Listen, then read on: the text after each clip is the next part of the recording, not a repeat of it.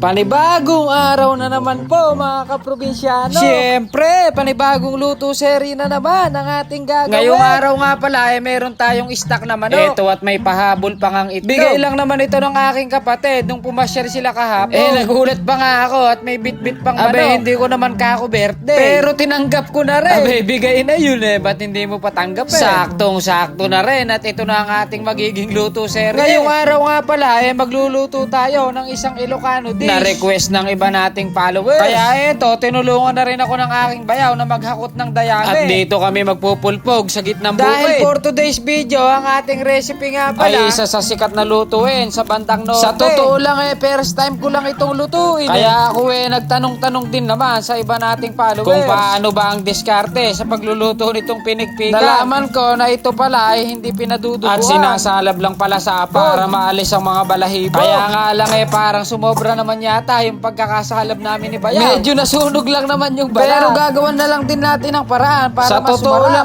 itong pinigpigan madali lang iluto. Para ka lang ding nagluluto ng tinola. Medyo mahirap nga lang pala dito yung pagpe-prepare. Bukod sa pinulpugan mo na, kailangan mo pang maalis yung mga nasunog na parte. Pero yung ibang parte na maitim hindi ko na masyadong maalis. Hayaan na natin at dagdag lasa rin yan. Smoky flavor ba? Nung malinis nga namin inumpisahan ko na rin tadtarin. Kala ko kanina walang laman. Pero marami-rami rin naman. Panigurado, patatagosin ko na to hanggang sa hapunan para makatipid na rin ng konti. Pero habang tinatadtad ko nga ito, mga kaprobinsyano, ni-imagine ko naman yung lechong manok at ang bango ng pero mas naku-curious ako sa magiging lasa nito mamaya. Dahil ito ay hindi pala pinaduduguan. At ang unang step sa pagluluto nito, rerekaduhan lang natin ng luya, asin at paminta. Siyempre, hindi mawawala itong tubig at diretso palalambutan na natin. Dahil itong nabiling manok medyo oldie na naman. Kaya alam nyo na kung mga 3 oras lang maghihintay tayo para mapalambutan natin ang maganda-ganda. At habang nakasalang nga mag-shoutout muna tayo ng ating mga solid na kaprobinsyano. Una-una na nga pala dyan ang nag-request ng ating luto serye ngayong araw, Sir Fausto Lipas mula sa Baguio City. Sana po magustuhan ninyo itong ating lulutuin na pinikpika. Isunod po natin si Sir Bermel Palogne, Sir Edward Ramos Jr. at Sir Carlo Calooy. Shoutout na rin kay Josh Kim Bugarin at sa mga taga Purok Saba, Sanicon. At isa sa pinaka-solid kong supporter, Sir Alvin at Ma'am Elsie. Shoutout po sa inyo. Idagdag pa po natin si Ma'am Gail Nueda mula sa Bibiklat Aliaga, Sir Albert Soro at kay Ken Chan Matthew Garcia. At bilang panghuli po muna sa araw na ito, shoutout po kay Sir Alvin Rico, Sir Ryan Baquez Guerra at kay Sir Romel Limos mula sa Pangasinan. Maraming salamat po sa inyong solid na suporta. Kaka-shoutout nga natin lumipas na yung 3 oras at lumambot na rin itong ating pinalalambutan. Naglagay lang ako ng kaunting pampalasa, yung magic seasoning ba, tapos nilagay ko na rin itong ating sayote. Mabuti na lang din talaga nagbubunga na itong ating mga tanim na sili. Kahit pa paano mapapakinabangan na rin natin. Mga 4 na piraso lang goods na yan. At hindi naman kailangan dito yung maanghang na maanghang. Pampabango lang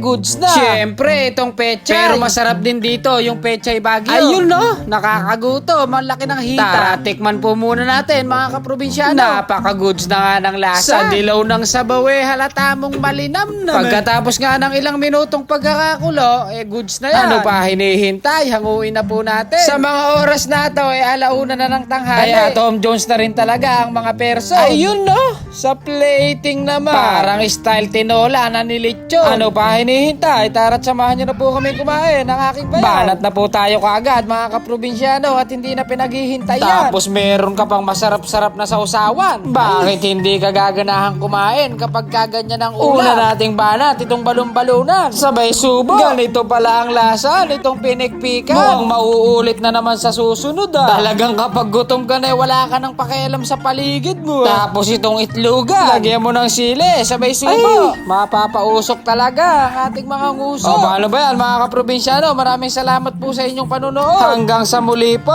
Bye!